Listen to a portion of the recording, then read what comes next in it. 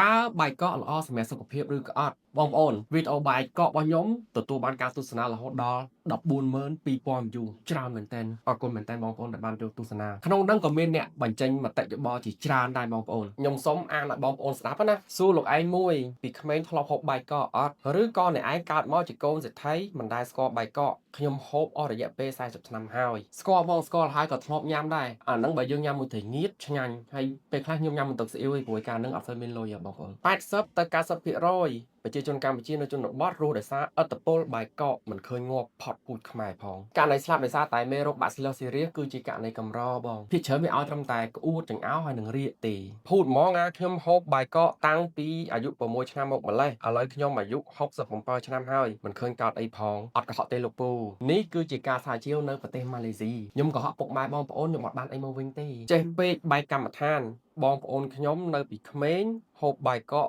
មុនទៅរៀនឥឡូវមានចំណេះដឹងគ្រប់គ្នារកស៊ីមានបានទាំងអស់អត់បញ្ហាល្អតាបងជូនពរបងសុខភាពល្អហេង168ពុកម៉ែបងប្អូនទាំងអស់គ្នាវីដេអូលោកមុនខ្ញុំនិយាយអំពីប្រភេទបាយដែលអ្នកជំងឺទឹកនោមផ្អែមអាចហូបបានហើយវាមិនធ្វើឲ្យជាតិស្ករហុងឈាមនោះវាឡើងខ្ពស់អញ្ចឹងវាល្អមែនទែនសម្រាប់អ្នកដែលមានជំងឺទឹកនោមផ្អែមក៏ដូចជាអ្នកដែលមិនទាន់មានជំងឺទឹកនោមផ្អែមហ្នឹងក៏ហូបអញ្ចឹងក៏វាល្អសម្រាប់ជាតិស្ករដែរដើម្បីការពារខ្លួនបងប្អូនកុំឲ្យប្រឈមមុខជាមួយនឹងជំងឺទឹកនោមផ្អែមនៅថ្ងៃក្រោយបាយហ្នឹងគឺជាប្រភេទបាយក្លាសេក្រោមផ្សេងតណ្ហភាពពី0អង្សាទៅ4អង្សាសេហើយការក្លាសេហ្នឹងគឺយើងក្លាសេរយៈពេលពី6ទៅ7ម៉ោងដើម្បីឲ្យបាយហ្នឹងវាក្លាយទៅជា resistant starch មានន័យថាវាមិនងាយបំបែកទៅជាស្ករស្រូបចូលលឿនទៅក្នុងខ្លួនទេពេលដែលខ្ញុំនិយាយចឹងទៅបងប្អូនមួយចំនួនក៏អត់មានទូទឹកកកគាត់ក៏សួរថាបាយកកហ្នឹងល្អអត់ហើយបងប្អូនមួយចំនួនទៀតគាត់ខ្ជិលយកទៅក្លាសេហើយបានយកទៅកម្ដៅហើយបានយកទៅញ៉ាំវិញវាអញញ៉ៃវាខាតពេលគាត់ខ្ជិលធ្វើអញ្ចឹងគាត់សួរថាបាយកកហ្នឹងញ៉ាំបានអត់ល្អអត់បងប្អូនអាចមើល comment នៅក្នុងវីដេអូហ្នឹង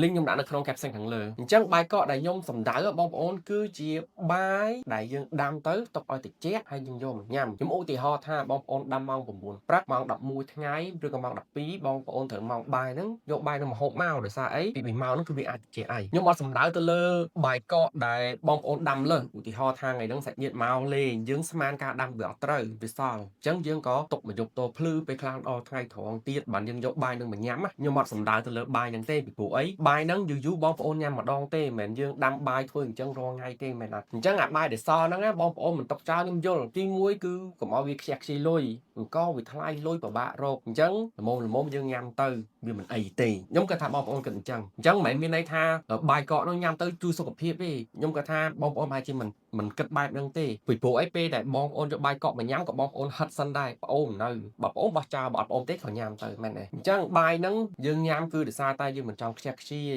លុយពិបាករកអង្គឡើងថ្លៃគឺបែបហ្នឹងឯងប៉ុន្តែនឹងមានអ្នកខមមិនទៀតមានអ្នកញ៉ាំបាយកករងហើយគឺគាត់និយាយថាតាខ្ញុំកៅជាងហើយគាត់ព្រឹកឡើងហូបតែបាយកកបង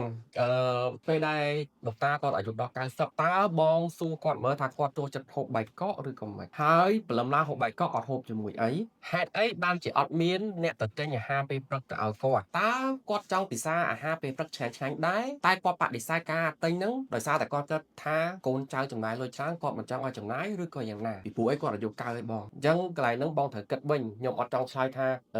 ញ៉ាំទៅសុខភាពល្អឬក៏មិនល្អទេអញ្ចឹងយើងគិតកន្លែងណាអារម្មណ៍របស់គាត់ដែលគាត់មិនញ៉ាំអាហារពេលព្រឹកគាត់ញ៉ាំតែបាយកកហ្នឹងគឺដោយសារតែអីវិញអញ្ចឹងសម្រាប់ខ្ញុំគិតថាគ្មានណាគេចង់ញ៉ាំបាយកកជារៀងរាល់ថ្ងៃទេមែនទេបងប្អូនបាយគេដែលគេញ៉ាំសល់ពីយប់ព្រលឹមឡើងយើងទៅញ៉ាំសល់ពីយប់យើងទៅញ៉ាំពីព្រោះអីយើងខំប្រឹងធ្វើការរកស៊ីដើម្បីមានលុយហូបឆ្ងាញ់មកបាយបេតេរបស់យើងហ្នឹងណាអញ្ចឹងគ្រប់គ្នាញ៉ាំបាយកកគឺយូរម្ដងទេបកមករឿងយើងវិញតើហេតុអីបានជាបងប្អូនញ៉ាំបាយកកទៅវាអត់មានបញ្ហាអីសោះខ្ញុំជឿថាអញ្ចឹងព្រោះខ្ញុំក៏ធ្លាប់ញ៉ាំបាយកកដែរបងប្អូនមិនធ្លាប់ទេបងប្អូនត្រូវដឹងថាមេរោគ Bacillus cereus នេះវាត្រូវការចំនួនមួយដើម្បីធ្វើឲ្យយើងឈឺអញ្ចឹងបើសិនជាវាដោះលើបាយហ្នឹងចន្លោះពី1លានទៅ1000លានវាអាចបង្កឲ្យបងប្អូនក្អួតចង្អោរឬក៏រីកអីអញ្ចឹងពេលខ្លះបាយដែលយើងតុបមេរោគហ្នឹងវាដោះវាមិនគ្រប់អញ្ចឹងទៅយើងញ៉ាំទៅអាប្រព័ន្ធការពាររាងកាយយើងក៏សម្លាប់ពួកវាអស់ទៅធ្វើឲ្យបងប្អូនគ្មានរឿងអីកើតឡើងទេប៉ុន្តែ មានមនុស្សមួយចំនួនដែលយើងញ៉ាំមេរោគនឹងចូលទៅវាអត់ស្លាប់ទេវាបែរជាដោះនៅក្នុងខ្លួនរបស់មនុស្សនឹងតែម្ដងតើពួកគាត់ជាអ្នកគេខ្លះទី1គឺកុមារដែលប្រព័ន្ធការពាររាងកាយគាត់មិនទាន់រឹងមាំទេមនុស្សចាស់ដែលអាយុ65ឆ្នាំឡើងទៅហើយគាត់មានជំងឺរ៉ាំរ៉ៃដូចជាជំងឺថ្លើមជំងឺដង្រងនោមទឹកនោមផ្អែមលើសសម្ពាធឈាមទៅញ៉ាំថ្នាំលើសសម្ពាធឈាមផងញ៉ាំថ្នាំទឹកនោមផ្អែមផងអញ្ចឹងប្រព័ន្ធការពាររាងកាយរបស់គាត់គឺមិនទៅល្អទេទី3គឺអ្នកព្យាបាលជំងឺមហារីកដោយគីមីដោយ laser អីហ្នឹងគឺប្រព័ន្ធរាងកាយរបស់គាត់អត់ទៅល្អទេបងប្អូនអញ្ចឹងហើយបានជាចាស់អ្នកជំងឺគេឲ្យហូបម្ហូបក្តៅទី1គឺវាឆ្ងាញ់ទី2ម្ហូបក្តៅវាអត់មានមេរោគនៅក្នុងហ្នឹងបងប្អូនអាចឃើញចាស់ឈឺអីគេយកបាយកកទៅឲ្យគាត់ហូបអត់មានទេពីព្រោះអីខ្លាចវាធ្វើទុកដល់សាច់ញាតិរបស់យើងនឹងឯងអញ្ចឹងសរុបមកវិញវីដេអូខ្ញុំចង់ប្រាប់បងប្អូនថាអ្នកជំងឺទឹកនោមផ្អែមបើញ៉ាំបាយផ្លាសេអា6 7ម៉ោងហ្នឹងហើយយកទៅកម្ដៅបានញ៉ាំហ្នឹងវាល្អដល់ជីស្កររបស់ពួកគាត់ប៉ុន្តែបើសិនជាបងប្អូនអត់មានទូទឹកកកទេចង់ញ៉ាំបាយត្រជាក់ដែរអញ្ចឹងបងប្អូនដាំបាយហើយទុកពី3ម៉ោងយកវាញ៉ាំទៅពីព្រោះអីជាបាយដែលយើងញ៉ាំរាល់ថ្ងៃបងប្អូនវាខុសពីបាយកកដែលយើងយូរញ៉ាំម្ដងសម្រាប់បងប្អូនដែលញ៉ាំបាយកកវិញញ៉ាំក៏ញ៉ាំទៅធ្វើម៉េចទេបើវាសល់បងប្អូនអង្គក៏ឡើងថ្លៃលុយពិបាករកយើងក៏ញ៉ាំទៅប៉ុន្តែបងប្អូនត្រូវដឹងថានៅពេលណាដែលបងប្អូនចុកពោះរាកឬក្អួតអីហ្នឹងទៅពេទ្យយើងចំណាយលុយច្រើនជាងអាបាយដែលយើងត្រូវនឹងបោះចោលនោះទៀតអញ្ចឹងបងប្អូនថឹងថ្លែងខ្លួនឯងមិនមានន័យថាខ្ញុំនិយាយទៅបងប្អូនត្រូវទៅបោះចោលបងប្អូនត្រូវទៅញ៉ាំអីទេអូខេបងប្អូនវីដេអូថ្ងៃហ្នឹងមានតែប៉ុណ្្នឹងឯងអញ្ចឹងគ្រប់យ៉ាងដែលខ្ញុំបានបង្ហាញបងប្អូនហ្នឹងគឺមិនមែនមានន័យថាបងប្អូនត្រូវអនុវត្តតាមឬក៏ត្រូវបោះចោលអ្វីមួយជាទម្លាប់របស់បងប្អូនទេអ្វីដែលខ្ញុំធ្វើគឺគ្រាន់តែជាការកែរំលឹកឲ្យបងប្អូនដឹងថាកន្លែងណាគួរប្រយ័ត្នកន្លែងណាគួរធ្វើគឺប៉ុណ្្នឹងឯងហើយដើម្បីឲ្យបងប្អូនមានសុខភាពល្អអញ្ចឹងវីដេអូថ្ងៃនេះមានតែប៉ុណ្្នឹងឯងអរគុណមែនតើបងប្អូនសម្រាប់ការចូលទស្សនាវីដេអូរបស់ខ្ញុំក៏ដូចជាខមមិនពាក្យល្អៗនៅវីដេអូរបស់ខ្ញុំផងដែរជូនពរបងប្អូនទាំងអស់គ្នាមានសុខភាពល្អសម្រាប់ពេលនេះខ្ញុំបាទអូតរិតសូមជម្រាបលា